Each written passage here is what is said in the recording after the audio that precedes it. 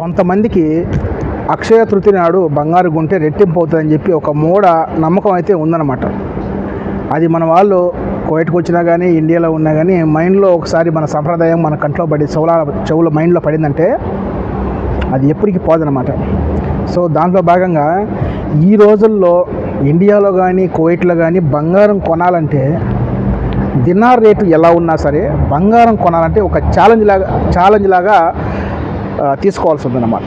ఎందుకంటే ఇక్కడ కువైట్లో ఉన్నోళ్ళు ఎప్పటికైనా మన బాకీ తీర్చుకోవాలి. అలాగే ఇంటికి పోయేటప్పుడు కొద్దో గొప్ప 2 ఉంగరాలు లేకపోతే ఒక చైనో లేకపోతే ఒక బ్రాస్లెట్ ఏదో పెట్టుకొని పోవాలని చెప్పి ఒక ఆశతో ఉంటారనమాట.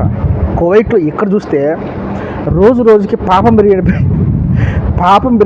పెరిగిపోతుంది బంగారం రేటు.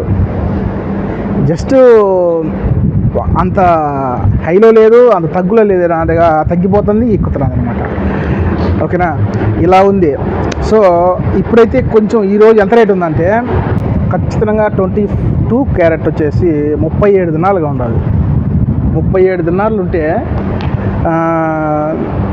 కొంచెం మేలే. మొన్న అయితే 40 దినాలు, 38 దినాలు, 39 దినాలు. నేను ఈ సంవత్సరం ఈ యుద్ధం జరగక ముందు ఖచ్చితంగా 40 తగులుతుంది అని చెప్పిన 41 తగిలింది. 41 తగిలింది. అదేవిధంగా జరిగిపోయింది అనమాట. కువైట్లో ఈరోజు వచ్చేసి 40 నుంచి పెట్టుకుంటే 37 దినాలు ఇప్పుడైతే ప్రజెంట్ ఉన్నదన్నమాట. ఈ బంగారం కొనాలంటే ఒక ఛాలెంజ్. బాకీలు ఇప్పుడు ఒక వ్యక్తి కువైట్కి వచ్చిన తర్వాత ఒక 2 సంవత్సరాలు ఖచ్చితంగా ఉంటాడు. 2 సంవత్సరాలు ఉంటాడు. ఎలాంటి సిచ్యువేషన్లో అయినా డబ్బులు నెల 24 నెలలు ఇక్కడ ఉంటారు. 24 నెలలు జీతాలు తీసుకుంటారు. కొన్ని కారణాల వల్ల అప్పులు అయితే తీరుస్తారు. ఇలా అప్పులు తీర్చిన తర్వాత కొంచెం సుఖం మరగడానికి మొదలవుతుంది అనమాట. సుఖం మొదలవుతుంది. ఎందుకంటే అప్పులు లేవు, అప్పులు బాధలు లేవు, అడిగేవాళ్ళు లేరు. మన ఇష్టం, మన రాజా. ఒక పెళ్లి కాకుండా ఉంటే ఒక పెళ్ళి అయితే బాధ్యతలు అనేది పెరుగుతాయి. అది ఒక వేరే విషయం అనమాట.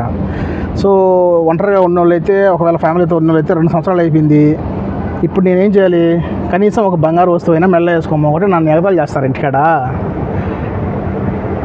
ఇది ఒక మైండ్లో ఫీల్ అయిపోయింది అనమాట. నేను ఎన్నేళ్ళ నుంచి ఇప్పుడు ఉన్నా కానీ, ఎన్నో ఏళ్ళ నుంచి 4 ఇంకా 10 సంవత్సరాలు ఉన్నా కానీ నేను మటుకు బంగారం కొన్నే కానీ వేసుకోను. ఏదో చిన్న ఒక వస్తువు అట్లా వేసుకుంటూ దాని గురించి కాదు. నాకైతే నేను కూడా కొనాలన్నమాట. దగ్గరలో కొంటాను ఖచ్చితంగా. 2-3 డ్రీమ్లు అయితే ఉన్నాయి. అవి కొట్టేసిన తర్వాత నెక్స్ట్ మన లైఫ్ గురించి ఆలోచించాలి. సో కువైట్లో ఇప్పుడు నా సంగతి ఎందుకులే కానీ కువైట్లో పరిస్థితి ఇలా ఉందన్నమాట. బంగారం ఈరోజు వచ్చేసి 37 దినాలుగా ఉంటే అక్కడికి ఎక్కువే, తక్కువేం కాదు. ఇలా రోజుకు పెరిగిపోతా ఉంటే బంగారం కొనాలంటే భయం వేస్తుంది. భయం ఎందుకు వేస్తుందంటే ఇప్పుడు ఇలా ఉంటుంది. రేపు మళ్ళీ పెరిగినప్పుడు నా కాడ బంగారం ఉంది, మంచి రేటు ఉంది, అమ్ముకోవడానికి బాగుంటుంది. సో కొంతమంది నమ్ముతారు, కొంతమంది నమ్మరు. ఒకవేళ అమ్మితే రేపు మనం కొనాలంటే ఎక్కువ అవుతుందేమోనే. ఇప్పుడు నేను ఒక 2 సంవత్సరాల క్రితం ఒక రేటు 500, 550 అట్లా పెట్టేసి 500 దినార్లు అట్లా పెట్టేసి 450 నుంచి 500 అనుకోండి ఒక వస్తువు అయితే కొన్నాం. ఇప్పుడు అదే సైజు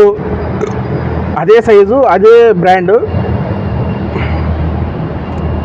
ఇప్పుడైతే అదే సైజు అదే బ్రాండ్ అయితే ఆ రేట్కి అయితే రాట్లా. వస్తువు అదే కానీ మనం కొనుక్కున్న వస్తువు అయితే రాలా. సో అప్పుడు అనిపించింది అన్నమాట, ఇదే వస్తువు ఈరోజు ఈ 2 సంవత్సరాల్లో దాని విలువ పెరిగిందా తగ్గిందా? ఖచ్చితంగా పెరిగింది అన్నమాట. ఇలా పెరిగినప్పుడు ఇప్పుడు అనిపిస్తుంది నాకు, అరే ఇంకొక వస్తువు 2 వస్తువులు కొనుక్కుని ఉంటే ఇప్పుడు ఒక రకంగా ఉంది అనిపించింది. అప్పుడంటే ఉన్నదని చెప్పి ఏదో సింపుల్గా కొన్నాం. కానీ ఇలా బంగారం పెరుగుతుందని చెప్పి తెలుసుంటే అప్పుడే కొనేద్దాము. ఇప్పుడు ఒక రకంగా ఉందాం ఆ రేట్తో పెట్టుకుంటే. ఇలా ఉందన్నమాట. సో మీరు అప్పులు ఎంత త్వరగా తీర్చుకుంటే అంత భిన్న త్వరగా బంగారం కొనేసుకోండి. ఎందుకంటే రాబోయే రోజుల్లో, రాబోయే సంవత్సరాల్లో కూడా దీనికి డబల్ ఉండబోతుంది. లేకుండా ఉంటే కాలు భాగమైన ఖచ్చితంగా పెరిగే అవకాశాలు ఉంటాయి. బంగారం ఎప్పటికైనా మనకు సొంత ఆస్తే. భూమి, బంగారం అనేది ఎప్పుడైనా ఆస్తే, పోగొట్టుకునేది కాదు. అలా ఖర్చు చేస్తే ఖర్చు అయ్యేది కాదు. కాబట్టి ఇవన్నీ స్థిరాస్తులు. ఇలా స్థిరాస్తులు మన కాడ ఉంటే గుండెల మీద చేసుకుని హాయిగా పడుకోవచ్చు అనమాట. భూమి ఉన్నోడు బంగారు ఉన్నోడు ఎప్పుడు చెడిపోలేదు. సో వీలైన మీకు శక్తి ఎక్కువగా ఉంటే భూమి కొనుక్కోండి. లేదు మనం సెకండ్ స్టేజ్లో ఉన్నామంటే, గల్ఫ్ కంట్రీస్లో ఉన్నామంటే భూములు ఇక్కడ కొనలేం కాబట్టి ఆ భూముల బదులు బంగారం కొనుక్కోండి. ఎప్పటికైనా మీకు ఆస్తి అవే. అప్పుడు ఒక 5 సంవత్సరాలు, ఒక 10 సంవత్సరాల క్రితం ఎవరైతే బంగారం ఎక్కువ కొని ఒక ₹1,00,000 అలా 2 లక్షలకు 1 కేజీ అలా కొన్నోళ్ళు ఈ బుద్ధు దానికి డబల్ పొజిషన్లో ఉన్నారనమాట. ఓకేనా?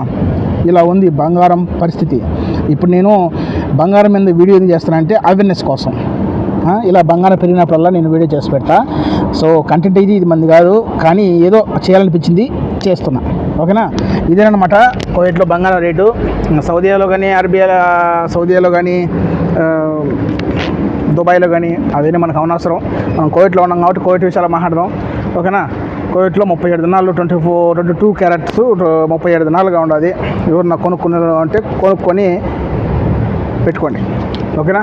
నెక్స్ట్ మంచి వీడియోతో మళ్ళీ మీ ముందుకు వస్తా. నేను హరినాథ్, SVKD వ్లాగ్స్. కింద సబ్స్క్రైబ్ ఉంటుంది, నొక్కేసండి. బాయ్.